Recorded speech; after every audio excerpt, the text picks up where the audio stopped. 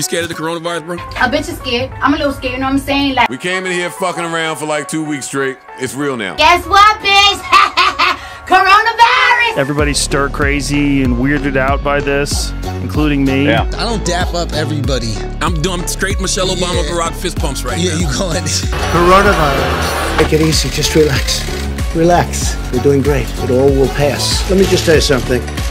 That's really bad reporting. You better be ashamed of yourself. I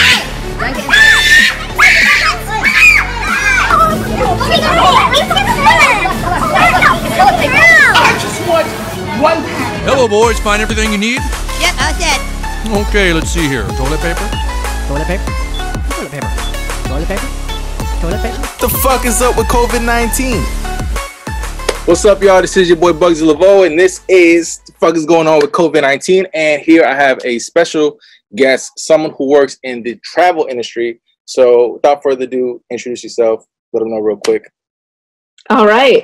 Thank you for having me on the show. Really happy to be here, share my knowledge. My name is Sasha A, and I work in the travel industry. So what I do is I work for a tour operator in marketing.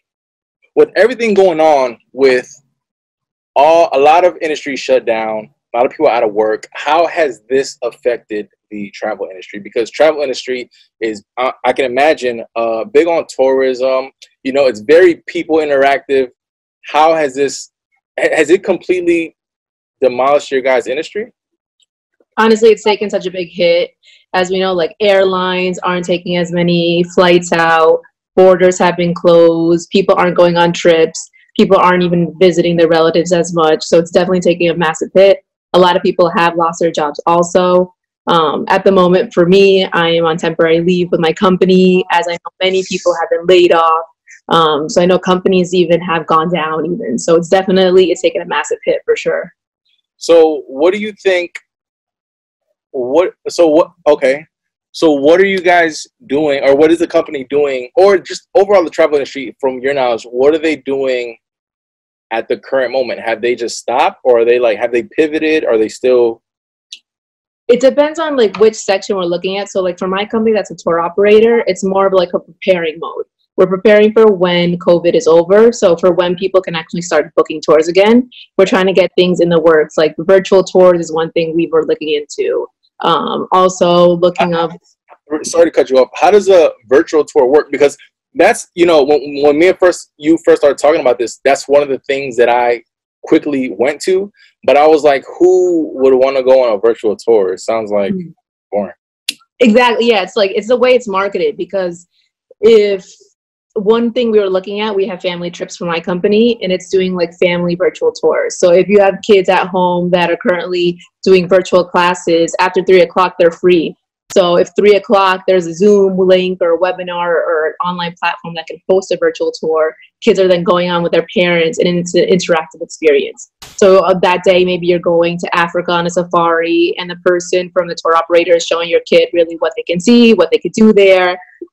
So it depends on how it's pitched, really, but I feel like there is a platform and there is an opportunity for people to definitely get interested in those types of tours. It's something new. Hasn't been really been done before, but I feel like in this day and age, it's something that people could possibly get into. How is this something that was already in the works, or are they now developing this due to the situation? It's all due to the situation. Honestly, I feel like once COVID came in, once lockdowns happened, once borders stopped letting people in, that's when these new ideas came out, like virtual tours, these online, we see it on Instagram. It's the home workouts, it's the cooking classes, it's all these virtual things that we can do. It's just something I think the tour operators are trying to take on. Yeah, I believe that, and me and you spoke about this a little bit earlier. It's I think that, this event kind of maybe might spark, when this is over, it might spark more of a virtual reality influence world, right? I feel like a lot of things are going to go into virtual reality. A lot of things are going to be through video. And I don't know if that's a good thing or a bad thing, but we see it in the movies all the time. They don't talk about this type of stuff. Another thing I wanted to talk to you about is one thing that I could imagine your industry is also maybe what they might do moving forward is maybe they might market hey, this is a place that wasn't that affected by COVID-19. some people feel safe, at least. Yeah, I feel like that could totally happen for sure. I feel like it's going to be, let's say before this, maybe up and coming destinations where Bolivia, Iceland, right, the places of the world. But maybe after COVID, you're right. It could be, maybe it's more focused on Peru. They had a better lockdown in place. Not as many people were affected, and they can actually have people coming in sooner. Maybe it's that type of thing for sure. I feel like we won't know though until we get to that point, really.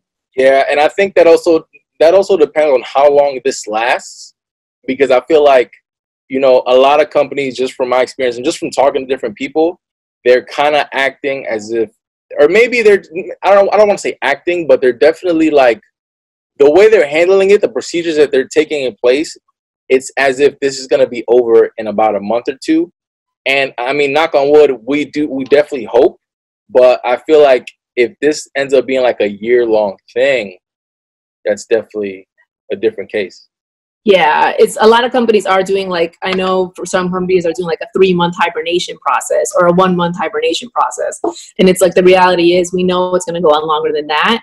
And depending on how long it is until we find a vaccine or until things slow down, we don't really know when people are going to pick up on when they're actually going to start traveling again, to see loved ones, to see new destinations. So until that happens, we really can't really see when people are going to start working back in the travel industry and get those jobs back. So it's a waiting game, really. What now you're currently up north. What is like the where you're at, your location? What is the? Because I'm in Florida, and right now we don't really have a lockdown. We have a curfew in place. There is technically a lockdown. A lot of non-essential businesses have closed. But where you're at, what's going on over there? So we have a stay-at-home order. So we're supposedly only supposed to leave if we need the essentials, if we need to go to the market, the doctor. But you just do see people still walking around, still going to parks, even though it's not what we're supposed to be doing. It's supposed to be 5 groups of 5 people or less, but you still see people out in the streets, even though there is a stay-at-home order. Yeah. I think this time is definitely, you know, like they were saying that a lot of this has been like, I think they said this is the most people that have requested for unemployment. So I'm definitely interested to see how everything plays out, because I got a feeling a lot more people are going to be unemployed pretty soon. And I just don't know if, you know, I already believe a lot of businesses, a lot of industries will never recover, you know?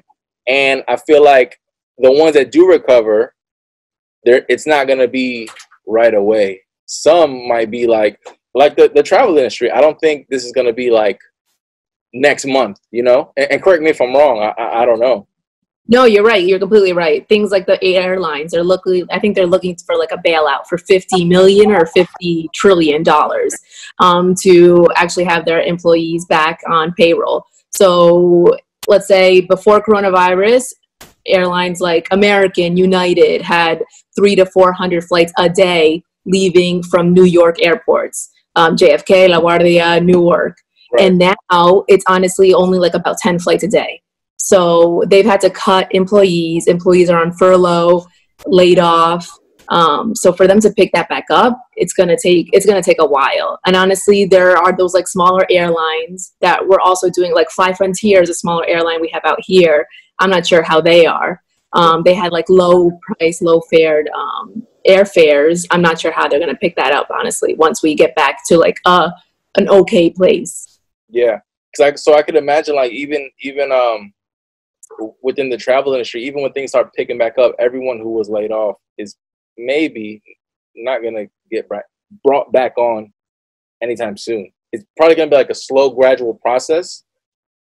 And it's just, you know, I feel like, I don't know, man. I really don't know. It's definitely interesting times to say the least, you know? It is, and a lot of people are thinking of those career moves. It's like, should I stay within the travel industry? Should I go into pharmaceuticals? Should I look into big retailer companies? Should I work for something like that? So I feel like this time has given a lot of people time to think, like, what industry should I actually be in? What's the best career move for me? Yeah, right. All right, well, thank you, Sasha, for having this call. Thank you for, you know, being a guest. And everyone out there, be safe. Listen to listen to, pay attention to the news and be safe and practice, social distancing, wash your hands, hand sanitizer, stop kissing your dog in the mouth, all that weird stuff, and we're out. Thank you. Thank you. Thanks for having me on. Stay safe. All right, bye.